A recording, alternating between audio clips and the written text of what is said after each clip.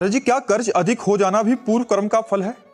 नहीं, मूर्खता कि हमारी जितनी सामर्थ्य नहीं उससे ज्यादा हमें मकान बढ़िया बनाना है, कर्ज कर लिया, गाड़ी लेके चलनी, कर्ज कर लिया, ये मूर्खता है।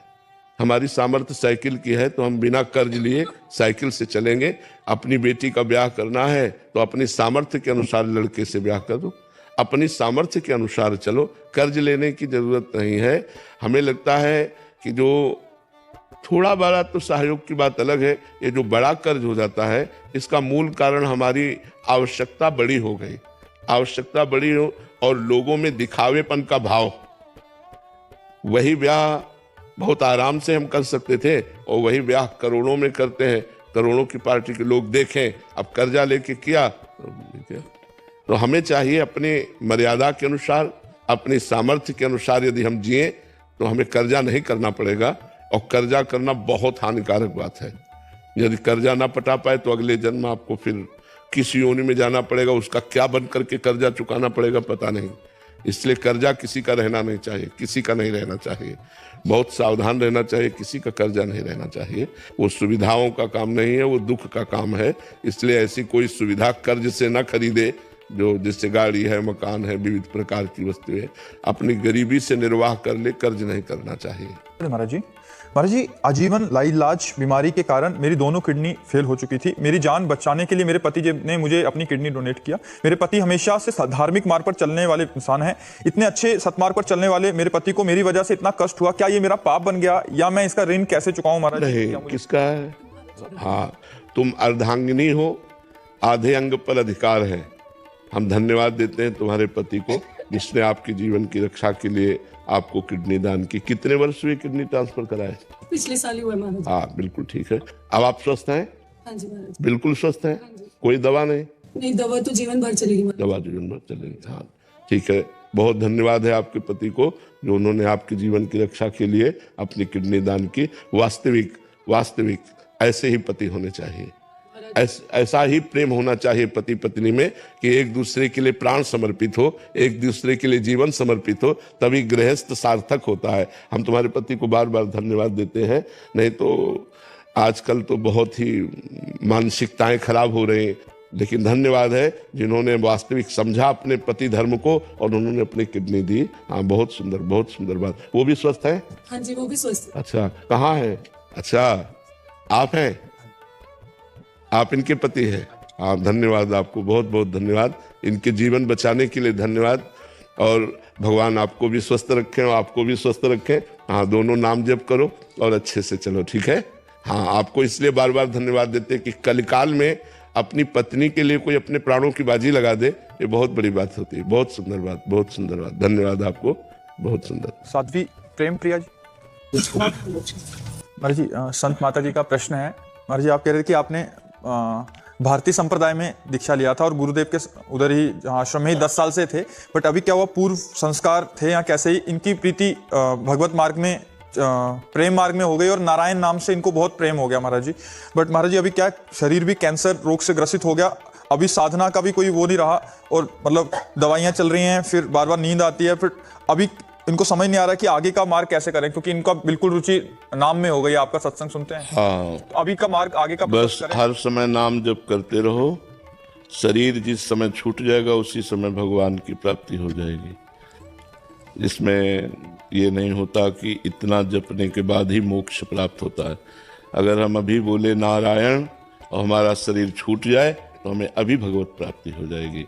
अब कब शरीर छूटेगा इसका पता नहीं, इसलिए मुझे हर श्वास नाम जप करने का अभ्यास करना है कि एक भी क्षण हमारा नाम से विमुख न जाए, हर समय नाम चलता रहे। इसलिए चिंता की तो कोई बात नहीं, हर समय नारायण नारायण नारायण जपो। मार्ग में जहाँ दीक्षित हुए थे वहाँ अद्वैत मार्ग था, वो काफी समय उसमें, बट अभी बिल्कुल रुचि उधर रही नहीं। नाम जप करो, नाम जप करो, द्वैत के चक्कर में मत पड़ो। नजरों में हम मूर्ख हैं, वो गुरु अपराध तो नहीं हो रहा है ऐसे।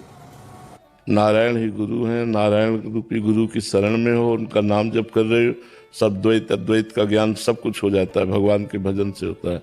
खूब नाम जप करो। क्या सन्यासी लोग नारायण नारायण नहीं कहते? ओम नमो नारायण है तो फिर बस फिर आप चिंता मत करो, खूब नाम जप करो। डॉक्टर शुभ्रा दुबे जी, केडीमेंट। राधे राधे महाराज जी। महाराज जी हमेशा मन में नेगेटिव बात ही पहले क्यों आती है? मतलब हम पॉजिटिविटी क्यों नहीं लेके आ सकते उसको? हृदय हमारा जब अपवित्र होता है तो नकारात्मक सोचें फेंकता है, और जब पवित्र होता है तो सकारात्मक सोचें।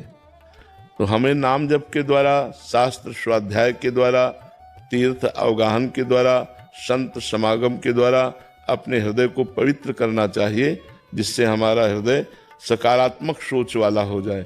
यदि सकारात्मक सोच वाला हो गया तो भारी से भारी दुख और विपत्ति में भी हम उसे सह करके आनंद पूर्वक पार कर सकते हैं।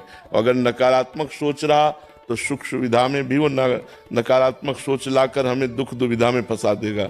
भारी चिंता, भारी शोक, कहीं ऐसा ना हो जाए, ऐसा हुआ तो कहीं ऐसा ना हो जाए। वो इतनी निगेटिव सोच डाल देता है कि आदमी सुख सुविधा में है, कोई समस्या नहीं, फिर भी उस समस्याओं में फंसा रहता है आंतरिक। और इतना समस्या बढ़ जाती है जब हमारे पाप बढ़ जाते हैं। तो देखो, आदमी को एक रास्ता नजर आता है। कितने लोग हैं जो अपने आप को नष्ट कर देते हैं। ये नकारात्मक सोच का परिणाम है। निगेटिव बढ़ता चला गया, डिप्रेशन में पहुंच गया, डिप्रेशन में बस कुछ कंट्रोल नहीं रहा, अपने आप को करने। इसलिए हमें लगता है नकारात्मक सोच बढ़ने लगे तो उसे तुरंत रोको। गंगा आदि पवित्र नदियों का अवगाहन करो, स्नान करो, पवित्र ग्रंथों का स्वाध्याय करो, संतों का संग करो, नाम जप करो। इससे आपका हृदय पवित्र हो जाएगा, और पवित्र हृदय में ही सकारात्मक पॉजिटिव सोच होती है। जुगदीप जी, राधे राधे महाराज जी। महाराज जी, मेरा प्रश्न है कि हम 14 घंटे ऑफिस में रहते हैं, उसके बाद हमें कुछ ही समय मिलता है आराम का और सोने का। ऐसे में हम नाम जप कब और कैसे करें फिर? मतलब तो 14 घंटे ऑफिस में बराबर आप ऑफिस का काम तो नहीं करते रहते, किसी का भी हो, बराबर आप लगे तो नहीं रहते, समय रहता है। तो बीच में जो आपको खाली समय मिले उस समय आप राधा राधा राधा राधा काउंटर रख लीजिए, अंगूठी की तरह पहन लीजिए। जो लैपटॉप में या जो भी आपको जो भी कार्य मिला हो वो कार्य करते समय उस कार्य को कीजिए, शेष समय में नाम जप कीजिए। और जब आपका 14 घंटे का समय पूरा हो जाए तो 1 मिनट आँख मूंदिए, हाथ जोड़िए और हे भगवान करुणा में, ये जो हमारा 14 घंटे का समय था वो मैं आपको समर्पित करती हूँ, कृष्णार्पणमस्तु। आपका भजन बन गया। हम कहते हैं अलग से ना निकाल सको तो जो जो समय खाली आपके पास है उसी में भगवान नाम जप करो, क्योंकि मनुष्य जीवन व्यर्थ हो जाएगा यदि भगवान का नाम जप नहीं किया। भगवान से नहीं जुड़े, भगवान से चित्त नहीं जुड़ा तो मनुष्य जीवन का कोई महत्व तो नहीं रह जाएगा। ये खाना पीना, लड़का बच्चा, ये सब अन्य योनियों में भी बहुत है। हर योनि में अपना बच्चा प्रकट करके बच्चे से प्यार करना, उसका पोषण करना, ये सब योनियों में है। निद्रा, भय, आहार, मैथुन, ये सब योनियों में है। मनुष्य योनि की एक ही श्रेष्ठता है कि वो भजन करके आवागमन से मुक्त हो जाए, भजन करे भगवान से प्रेम हो जाए, भजन करे मोक्ष प्राप्त हो जाए। इसी में मनुष्य जीवन की सार्थकता है।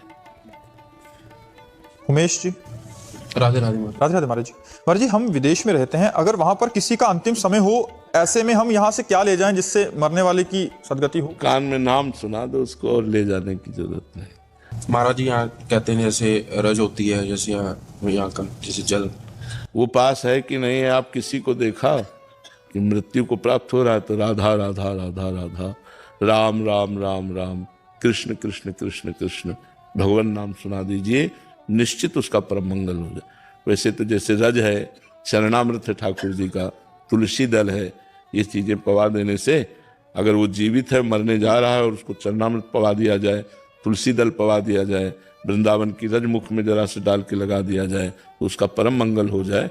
पर ये सामग्री यदि ना हो अपने पास और कोई मरता नजर आए तो उसके कान में भगवान का नाम सुना देने से उसका परम मंगल हो जाएगा। जैसे इधर से लेके जा सकते हैं, उधर तो रख सकते हैं। हाँ, बिल्कुल ले जा सकते हैं, ले जा सकते हैं।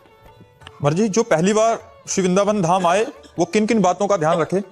वैसे पहली बार हो चाहे बार बार हो, सबसे पहली बात यहाँ पापाचरण नहीं होना चाहिए।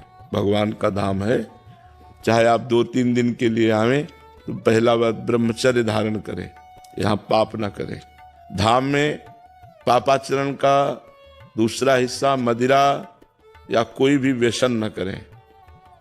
धाम में झूठ न बोलें, धाम में अपवित्रता न फैलावें, धाम में किसी के दोष दर्शन न करें, धाम में किसी की निंदा न करें।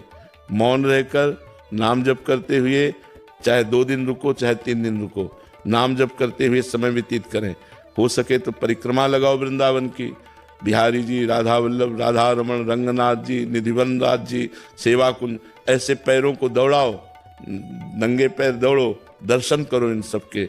यमुना किनारे बैठो, थोड़ी देर कीर्तन करो, थोड़ी देर नाम जप करो, ये मंगल कार्य करो। अपवित्र कार्य वृंदावन में मत करो, पाप कर्म वृंदावन में मत करो, तो तुम्हारा मंगल हो जाएगा। प्रिया वर्मा जी। जी, राधे राधे महाराज जी।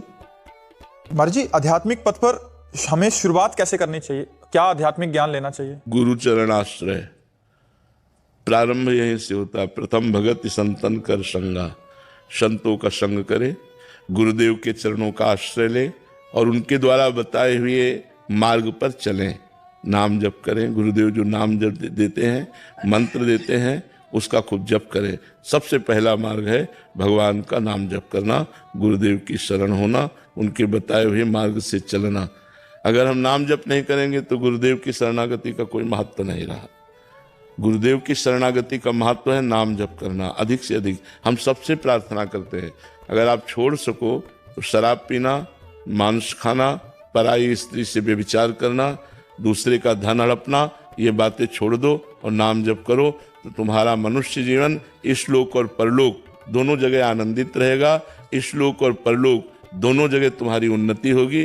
तुम्हारा कोई बाल बांका नहीं कर सकता यदि तुम हमारी ये बात मान लो। लेकिन कलिकाल है, लोग बहुत कम अच्छी बातें स्वीकार करते हैं, बुरी बातें बहुत जल्दी स्वीकार कर लेते हैं। लेकिन फिर भी काफ़ी परिवर्तन है। लोग आकर के बताते हैं कि हम छोड़ दिए हैं। काफ़ी परिवर्तन है समाज में। जो सत्संग सुनते हैं उनसे काफ़ी सुधार हुआ है, सत्संग से काफ़ी सुधार होता है। हमें कई लोग आके हम बताते हैं कि पहले खाते पीते थे अब छोड़ दिए, तो काफ़ी सुधार होता है। यदि हम सत्संग सुने, साधु संग करें तो काफ़ी सुधार हो जाएगा। महाराज जी, आपका एक और प्रश्न है कि प्रेम और करुणा का क्या महत्व है? महाराज जी, प्रेम और करुणा यही तो जीवन का सार है। पर यहाँ संसार में कहीं प्रेम नहीं है, यहाँ मोह है, यहाँ आसक्ति है, यहाँ राग है। हृदय से कैसे स्वीकार करें किसको? प्रेम और करुणा को। नाम जप, प्रेम मूल या नाम है। हम जो हर उत्तर नाम से देते ना, क्योंकि नाम में ये सब कुछ छुपा हुआ है। जितना नाम जप करोगे तो हृदय में प्रेम भगवान के प्रति प्रकट होगा। इन शरीरों के प्रति प्रेम नहीं होता, उसे मोह कहते हैं। इन शरीरों से प्रेम नहीं होता। ये शरीर तो नाशवान है, आज है कल नहीं है। प्रेम भगवान से होता है, मोह शरीर से होता है। मोह का नाश होता है, प्रेम अविनाशी होता है। प्रेम प्रतिक्षण वर्धमानम होता है। प्रेम विकार रहित होता है, मोह में विकार होते हैं, प्रेम निर्विकार होता है।